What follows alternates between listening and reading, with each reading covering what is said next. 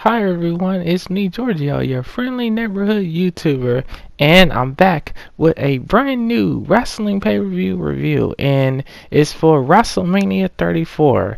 I just got through watching it with my dad, so right now as I record this, it's 12:27 a.m. I believe. The pay-per-view was like 4 hours long. Well, the main show was, and let's see. And then they have the pre-show, which that was going on early in the day, but I wasn't finna watch all that. But they had the Andre the Giant Memorial Battle Royal, and Bray Wyatt. Well, actually, Bray Wyatt came and helped Matt Hardy win that. So I guess a lot of people wasn't expecting Matt Hardy to win, but a lot of his fans did want him to win. So I'm actually very happy that Matt Hardy won that. I'm literally going over the match card as we speak. I'm just doing the pre-show, and Cedric Alexander, he won the Cruiserweight Championship. That was really really cool, man. Cause I've been really hoping that Cedric Alexander will win that Cruiserweight Championship, cause he's been chasing after that thing for since 2017.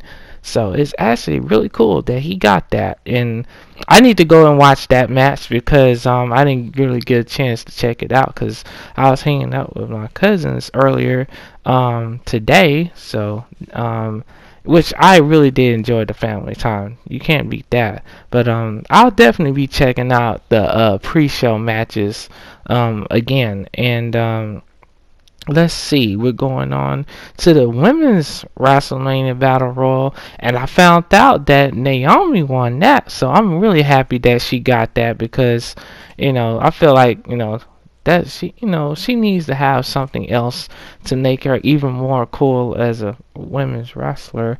I was hoping that Becky Lynch would have won that. I think that would have been cool if Becky Lynch would have won it, or maybe Ruby Riott, because she's up and coming, and that would have established her as a bigger time star on the main roster.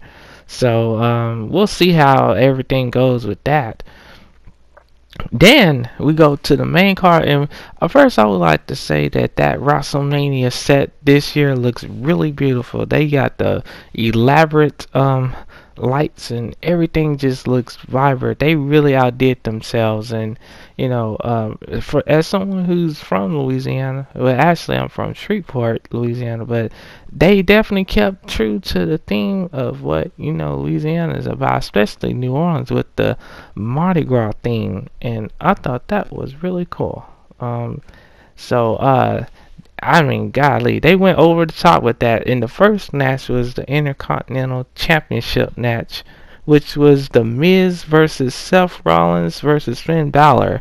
And yeah, that was a really cool way to start off the show. That match was very fast paced, and we actually saw The Miz bring it to both of them. He told Curtis Axel them to stay in the back. He had a really cool ring attire, and I really love Seth Rollins' entrance. Like, he had some blue eye contacts in his eyes, and he had a new vest, and I like how his whole entrance was. He probably had the best entrance, but I think The Miz had the best attire out of all of them. Finn Balor, he has a new shirt, and it's really cool though. It represents different genders and stuff like that, and multicultural type thing, and I think it's really cool what he did with that shirt. I was wishing that Finn Balor would have had the demon version of his character. I think everybody would love to see the demon version of his character back one day soon. I mean, tonight would have been perfect for that, but I guess due to that being the first one on the main show, I guess they didn't have enough time for it. But it was a really cool match, and I'm trying to see, man. It was just a lot of cool little moves going in, and the crowd was definitely, behind Seth Rollins them, and they had a lot of cool spots and stuff, and I was surprised that Seth Rollins won that match. He was bringing it to all of them, and they got all their moves in and stuff. So it was a really good way to start the show off. Wasn't boring. Then the second match was Charlotte Flair versus Asuka for the SmackDown Women's Championship, and I have to tell you that Charlotte had the best female entrance on the whole show. And I like how when she first came out, she had the Roman Knights carrying her to the ring, or actually walking her to the ring, and she definitely lived up to the name of the queen of the SmackDown Women's locker room. And I like that she had her dad's old school entrance theme at the very beginning of her entrance, and she had on this all gold robe with the all gold ring attire, and I thought that was really cool. I was like, man, you can't top that kind of entrance at all. If you haven't saw it on the network, you can probably catch it on that WWE YouTube channel. But Charlotte had a really awesome entrance, and she might have one of the best entrances of the whole night. And she definitely brought it to Asuka, but Asuka was not going away easily. She got all kinds of good hits in on her. She really brought Charlotte to her breaking point tonight, and Charlotte did a very scary spot on the top rope. It was like a Uranagi kind of move. It's like a flipping suplex move off the top rope. It looked really dangerous. That could have ended. They could have injured both of them. Because I think we saw the same thing happen. If anyone's been following New Japan Pro Wrestling, Will Ospreay, he took that very same flipping suplex bump back at this New Japan show, and he landed on his neck, and that could have killed him and also ended his career. And we still don't know, what's gonna happen with him. So seeing Charlotte taking that even in the ring was dangerous.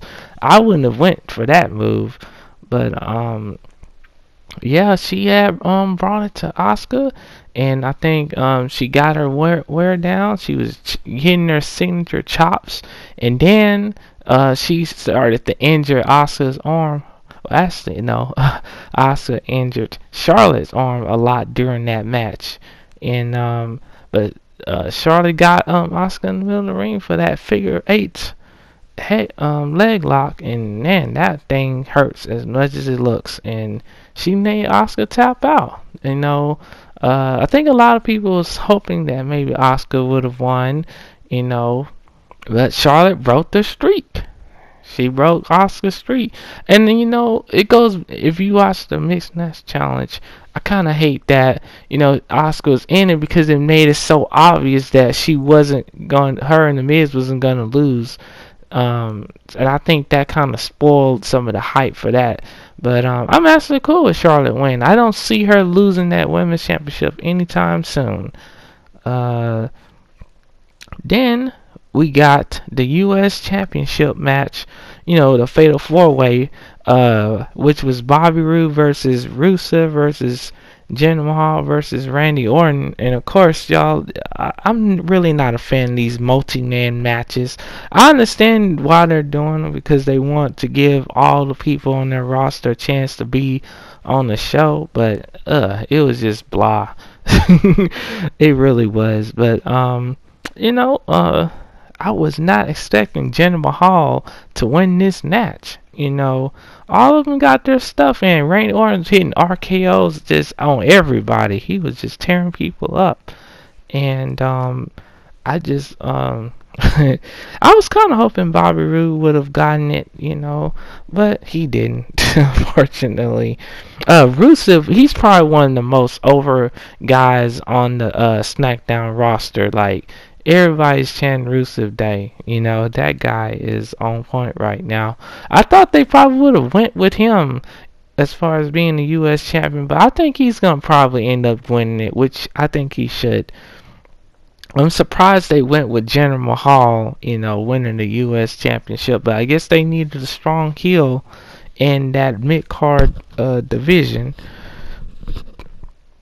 So he went with it. I love Bobby Roode's robe that he had tonight. It was really cool, and his ring tights kind of reminded me of what Charlotte had earlier. So that match was what it was. Nothing to really, I guess, brag about. But anyways, we're going on now to the Ronda Rousey and Kurt Angle versus Stephanie McMahon and Triple H Knicks tag match. And I tell you, Ronda Rousey looked really good in that match tonight. She really did. She brought it to Stephanie McMahon, and of course, Stephanie McMahon. She used all her little dirty tactics to keep Ronda Rousey out of the match, which was actually smart because, this is Ronda Rousey's first match and they didn't want her to get blown up too soon, because she's going to be doing a lot of stuff in this match. Kurt Angle, he just, I don't know. He just doesn't look like he's in the best shape. I mean, he did good, though. Don't get me wrong. He did good. But Triple H, man, he stays in shape. Like him, like that dude was real. He looked like the Attitude Era version of himself. He really was bringing it. You could tell that he still has that ring general presence when he's wrestling in the ring. And, but man, Ronda Rousey was kicking everybody's ass. She was, she did a lot of good offense. She was doing her signature MMA punches, and she kept going for that armbar on Stephanie. She even hit the armbar on Triple H, and she was just slinging Stephanie McMahon around the whole ring like she was Brock Lesnar with them Suplex City. And that was just crazy. I think if Ronda Rousey just keeps working hard and keep doing what she did tonight, I do think she's going to be a big wrestling star in the business. But time will tell. Tonight was just one match. We're going to see as the months go by because, life on the road can be very difficult. But I think she'll be okay. I think her and Stephanie might end up wrestling each other again. I'm curious to see what Ronda Rousey does next, but her and Kurt Angle, they got the W. Kurt Angle put his signature ankle lock on Triple H, and then Ronda Rousey finally got that arm lock on Stephanie McMahon, and she made her tap out. Stephanie McMahon, she tried to beg for mercy, but it was not happening tonight. And also, I saw Dana White out there in the crowd tonight. So he was there to support Ronda Rousey. I thought that was pretty cool, And ironically enough, Ronda Rousey's friend Shayna Baszler won the NXT Women's Championship. Which that pay-per-view alone by itself was really good. Like, they really had... I could not complain about any matches on that show. But yeah, I really enjoyed the mixed tag match. It was not bad at all. It was just crazy though. Great intensity that they brought to it. Also, of course, Triple H and Stephanie gonna have their elaborate entrance. They was on them little motorcycles and stuff, and also, I like that Ronda Rousey gave tribute to Roddy Piper with the jacket and everything tonight. So that was pretty cool. I'm gonna be curious to see how long she keeps the smiling stuff up when she comes out. We're gonna have to just pay close attention to that. Then we got one of my favorite tag team matches that I was kind of interested in seeing was the SmackDown Tag Team Championship with the Usos versus the New Day and the Bludgeon Brothers. And I have to go over the entrances first because the New Day was out first, and they had a giant unicorn with pancakes surrounded around it. But actually turns out that was a graphic. And most of these entrances tonight had holograms and during the entrance and stuff. So I thought that was pretty neat, and I love the lightning that they had on some of these entrances tonight. But yeah, the New Day was just goofy. You really can't take those guys serious, especially in these big time matches like that because of how goofy their characters are. It's like when it's time to be serious, you really can't take them serious. But then he had the Usos. They had on all white, and then the Bludgeon Brothers. Oh my God, dude! They remind me of some characters from the Mortal Kombat game. Then they come out, they mean business, and they came in and just destroyed everybody. They was snacking the Usos around. They took half of them. They took like half of the New Day out early in the rings at ringside, hitting them with super kicks, throwing them into the stairs. Then they came in and the Usos, they tried to fight back, but ultimately they were stopped by the Bludgeon Brothers. They're like a brick wall coming at you, and it was almost like a squash match, almost in a way. Like they was just going in tonight, man, and they won the SmackDown Tag Team Champions. I had a feeling that they would win those belts, and they did. I like what that team was bringing to the SmackDown locker room. I feel like they really needed that in the SmackDown Tag Team division. So I don't see the Bludgeon Brothers losing those belts anytime soon either. Definitely a big fan of those people. Then, which is kind of crazy, is the moment that a lot of us was anticipating was John Cena finally came out to the ring. I guess he found out that they spotted the Undertaker. Well, what happened was Elias came out there playing his guitar, and that dude is very over. But tonight, the fans was not having it. They was expecting the Undertaker, and Elias tried to come out there and pretend, that. That the Undertaker wasn't there and that he was gonna be there. So John Cena made quick work of him, did his signature hoorah stuff that he does, and of course he ended up hitting Elias with that attitude adjustment. Elias, I am a very big fan of his character on Monday Night Raw. That guy is really funny and entertaining, and he can play the guitar. I mean, what is not to like about him?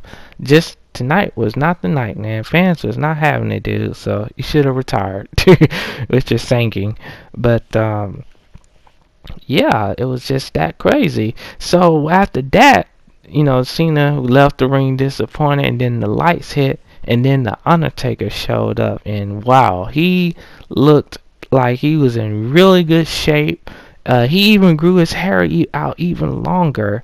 And I thought that was just crazy, and he moved very fast in the ring too, and he hit all his moves on John Cena. It was almost like a squash match too.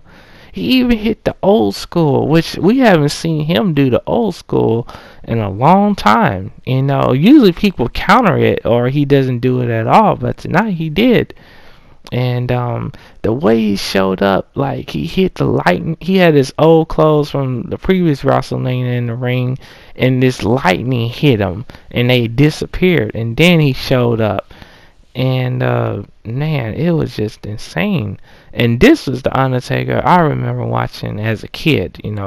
Still, even that Undertaker still had a little bit more stuff, but at his age now, to see the Undertaker did what he did tonight, he pretty much decimated John Cena, and I was so happy to see that. So I think all the fans got what they wanted. A lot of us thought that we was gonna see the American Badass Undertaker, but nope. We got the old school Undertaker, and I was happy with that. It didn't disappoint, in my opinion. I definitely give that moment A plus. So far, most of the matches I would give them like an A plus, except for that Fatal 4-Way match, because I just I really not want to see any more multi-man matches unless they just necessarily have to. But yeah, it's great to see the Undertaker back tonight. I do think he should just go on and retire and stay home. He doesn't need to do anything else. He's proved himself. He got the WrestleMania win. He can just go home with his head high. I know they paid him really well to be at the show. Then we got, Shane McMahon and Daniel Bryan versus Kevin Owens and Sami Zayn. And wow, Daniel Bryan, he was in really good shape tonight. Of course, Shane had his custom WrestleMania jersey, and Daniel Bryan had this epic, clip montage of like the Yes movement, and he came out with a new attire and I thought his new attire was cool. And and the way Kevin Owens them came out was really cool and interesting, because they didn't come out through the ramp. They jumped in Daniel Bryan and Shane McMahon in the ring, and they hit that, and Kevin Owens hit that signature power bomb on Daniel Bryan on the edge of the ring, or the apron of the ring, which is the hardest part of the wrestling ring. And that pretty much took Daniel Bryan out of half of the match. And then after that, Shane McMahon, he was in the ring by himself with those two, and he tried to get as much offense as he could, but they just started destroying him. And then he was having problems with a hernia or something, or his stomach, and they kind of capitalized on that by beating up on him. And then out of nowhere, Daniel Bryan came back into the ring and started just drop kicking everyone, and just he was laying those punches in and stuff, and the crowd was going crazy. They were all chanting yes and everything. So I thought that was really cool, man. He's definitely one of the most popular wrestlers that WWE has right now, and he looked phenomenal out there. I hate to take that from AJ Styles, but Daniel Bryan, he was ready to go. He pretty much saved Shane McMahon from destruction. He got all his moves in. We didn't see him do too many, wild, crazy things, but he kept it to his signature kicks. And he brought that intensity, and I feel like that livened up the WrestleMania card a little bit. And this match was really good. I'm curious to see what's gonna happen next, because Shane McMahon and Daniel Bryan won, and that means Kevin Owens and Sami Zayn still fired, so they might end up on Raw or something. And I really enjoy that match. That match is gonna definitely get an A+ from me. They delivered in every department when it comes to that match. Then we had the Raw Women's Championship, which is Alexa Bliss versus Nia Jax. And wow, Nia Jax, she looked really great out there tonight. She had like this gold and black attire, and Alexa Bliss, she looked like a goddess. She was on this little podium thing that was showing her off in the air, and she was coming down like a descension or something. And she was on point tonight, and they really told a really good story in this match. They was building up all this bullying thing that Alexa's been doing with Nia, and the match started off with Nia Jax destroying Nikki James. She just really took her out. She was throwing her to the barricade by slinging her by the head, and wow, she quickly got rid of Mickey James. And then it was pretty much just Alexa and Nia, and finally, and the match started off with Nia just slinging Alexa around like a rag doll on crack. And man, that was something else. Finally, Alexa made Nia to make a mistake, and then she started to target her leg and work on that. But eventually, Nia Jax fought back, and I think Alexa started to chicken out and do all her little dirty tactics, but it wasn't enough, because Nia Jax came back and started hitting her with clotheslines.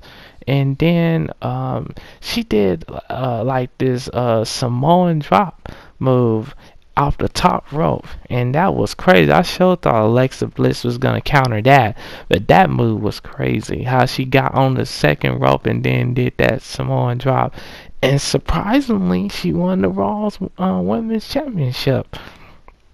So big ups to Nia Jax. She definitely had to earn that victory because it definitely wasn't going to be freely handed to her.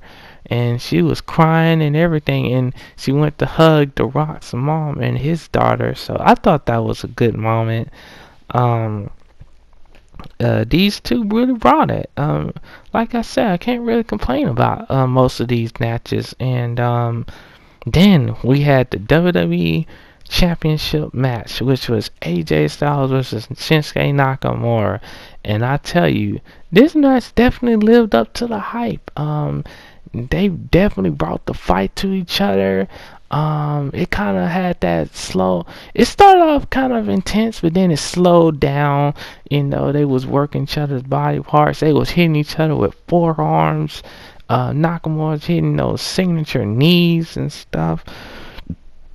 And AJ Styles was just, man, he showed that he definitely belongs on the main stage in the main event of WrestleMania. And but he countered Nakamura's Kinshasa, and he ended up hitting the AJ, hit the phenomenal forearm thing, which he got that, but it wasn't enough. So then, Nakamura started really kicking him and stuff. He was just going in on AJ, and then I think Nakamura went for the Kinshasa way too many times, and AJ finally caught him with that Styles Clash, and that was just so smooth how he did that, and he got the W. And the ending was just crazy because it made it seem like Nakamura was like kneeling to give AJ the championship, and as AJ was holding up the belt, Nakamura hit him with a low blow, almost Ric Flair like. That would look like something Ric Flair would do.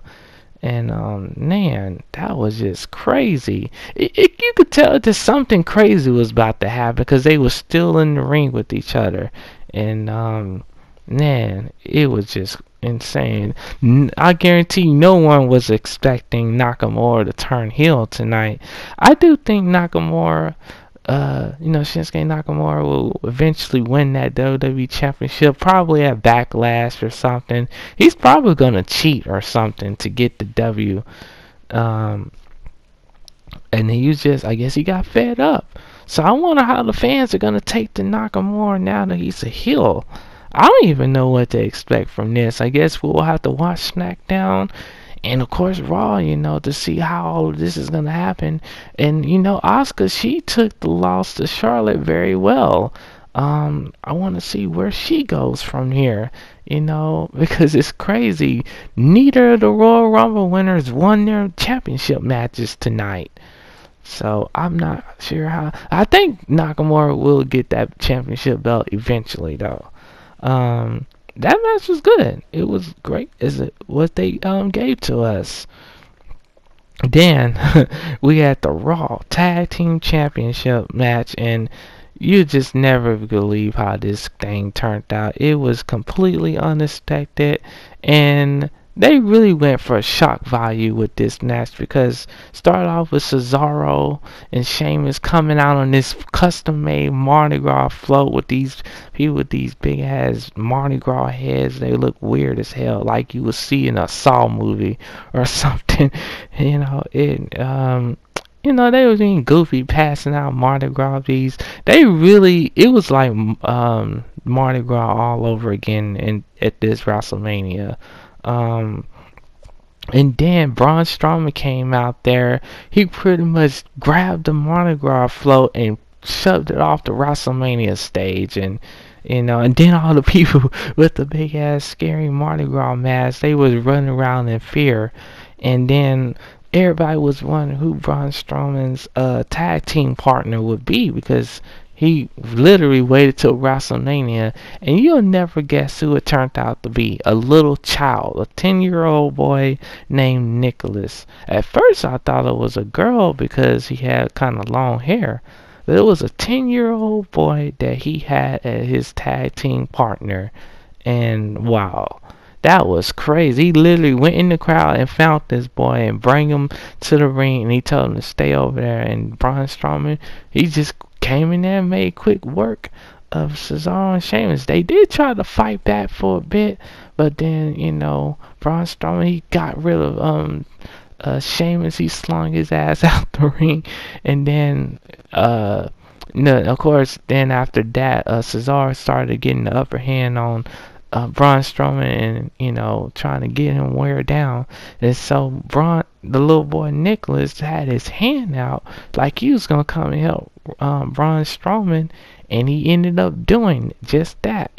He came in the ring to distract No, actually, he came in there to distract Cesaro, and causing Braun Strowman to just go crazy on him.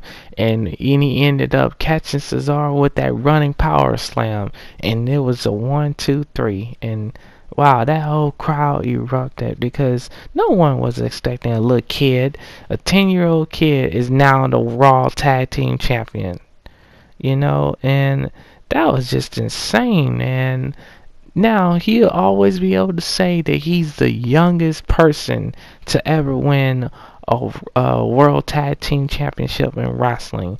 No one will ever be able to take that from that kid, and he's gonna be super popular. I can tell you that. Man, he could barely hold the belt up. It was just insane. I thought that was a really cool moment. So you definitely gonna have to watch Raw now to see how that's gonna play out, because I guarantee you Braun Strowman won't be able to get away with that for long. And man, that was crazy.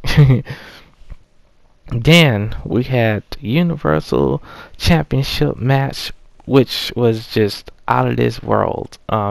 If you could see my reaction, it would be one of them open eye monkey face emojis.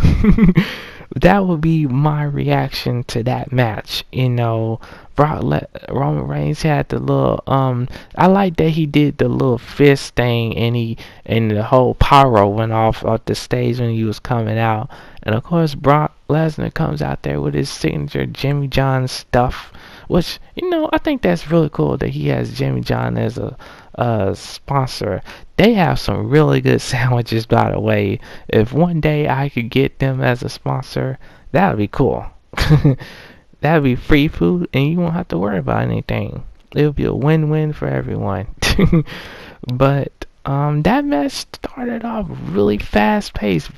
Roman came tried to come at Brock Lesnar, but Brock Lesnar was not having it. He took Roman Reigns' ass to Suplex City really fast. And man, that was just crazy. He was just wearing him out with them suplexes and stuff. Then Roman tried to go for a couple of Superman punches like he did on Raw, but it still wasn't enough to stop Brock Lesnar. And then Brock Lesnar started slinging him outside the ring with those crazy fronts. It's like a belly to back suplex, and he did one of them that was really nasty. He slung his head straight into the announcer's table with it, and then he got him back in the ring, and he tried to hit the L5, but then Roman Reigns kicked out of it. And Brock must have hit like 5 L5s in this match. One of them, he did the L5, and he threw Roman Reigns with ease through an announcer's table, and that was just crazy. And the crazy part about all of this was Roman kicked out of all 4 of those L5s. And then Brock Lesnar proceeded to bust Roman Reigns open with a hard way elbow. He hit him with like 2 or 3, I believe. And blood was just everywhere.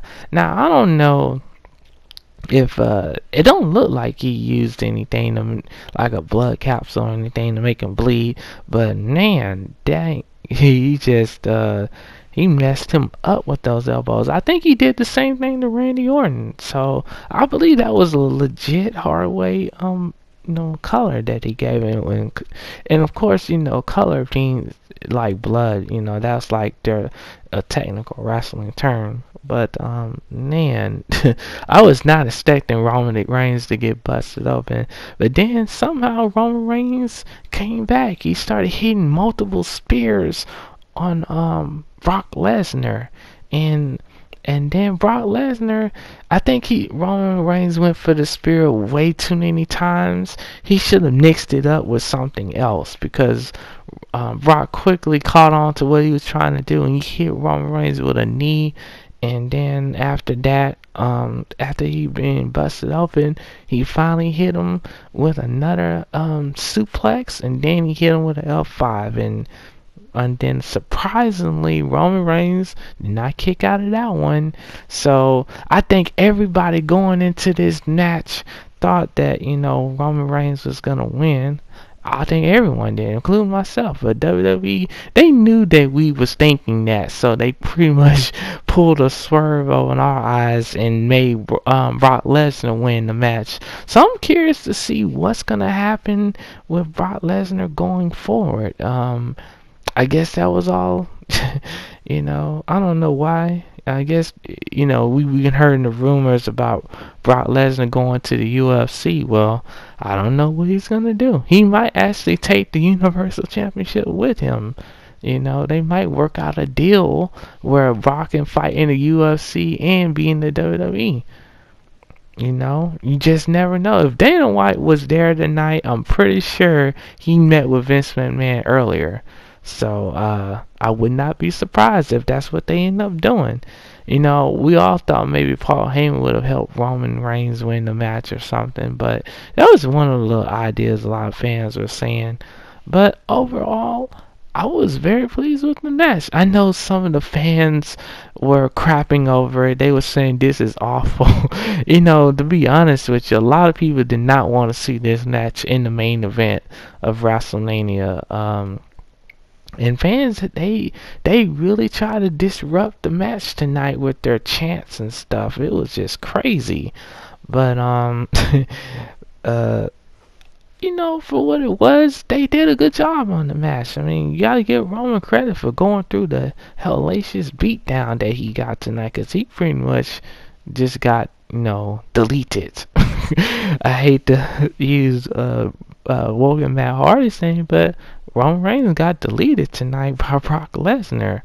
And I'm definitely gonna be watching Raw, because I don't know what they're gonna do with Roman Reigns now. You can't just throw him back into the title picture after that loss tonight.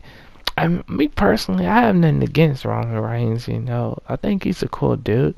But I can see why some people don't like him, because WWE made him the main babyface, or the person that they insist on the fans liking. And honestly, you can't do that. If fans gonna like a wrestler, they're gonna like him on their own. You can't force them to do that. And I think that's where WWE messed up. And tonight, I guess they realized, maybe they listened to the fans, I guess, because a lot of fans, they were just really against both guys. But it is what it is. It's late, and I finally got this review done. Hope you all enjoyed my review of WrestleMania 34. Golly, dude, these 4 hour pay-per-views are hell. But I enjoyed the whole show. As overall, I would probably have to give the show an A+, honestly. Maybe an A- or something, because I just can't stand the multi-man matches. But the triple threat match for the Intercontinental title was really good. Going forward, I would love to see, less multi-man matches. If WWE or anyone from there sees this, less multi-man matches if possible. I like that we saw new title changes. I'm okay with Charlotte retaining. And I think I like the direction. And yes, guys, if you haven't, check out NXT TakeOver from New Orleans. You know, it was really, really good. You will love that show. There's really nothing to complain about with that event. And overall, you know, WrestleMania tonight was a huge success. It was beautiful. Everyone did the best they could, and you really can't complain. You have to be really bitter wrestling fan to complain about this WrestleMania show. But I hope you all have a blissful day ahead. Thank you for listening to this review. Actually, I said interview. This is a review. I call this a review cast. That's the way I'm gonna name these, review cast. I think it sounds very unique. But you know, if there's any other reviews that you would like for me to do going forward, let me know, and I will definitely do them. And let me know what you think about this, and I will see you all in the comment section below. And also look out for the new. I got a really cool video coming out this week. I've already filmed it, so you're gonna love this one. It's a racing video. I would just say that much. But y'all.